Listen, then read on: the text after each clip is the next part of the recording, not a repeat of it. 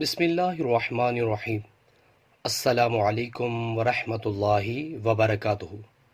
نبی کریم صلی اللہ علیہ وسلم نے فرمایا، جو شخص جمعہ کے دن غسل کرے اور خوب اچھی طرح سے پاکی حاصل کرے اور تیل استعمال کرے یا گھر میں جو خوشبو میسر ہو استعمال کرے، پھر نماز جمعہ کے لیے نکلے اور مسجد میں پہنچ کر دو آدمیوں کے درمیان نہ گھسے، پھر جتنی ہو سکے نفل نماز پڑھے، اور جب امام خطبہ شروع کرے تو خاموش سنتا رہے، تو اس کے لیے اس جمعہ سے لے کر دوسرے جمعہ تک سارے گناہ معاف کر دیے جاتے ہیں۔ ماشاءاللہ، صحیح بخاری کا حدیث ہے۔ سو ویورز، اللہ تعالیٰ سے دعا ہے کہ اللہ تعالیٰ ہمیں بھی اس حدیث پر عمل کرنے کی توفیق عطا فرمائے۔ ویڈیو کو شیئر کریں۔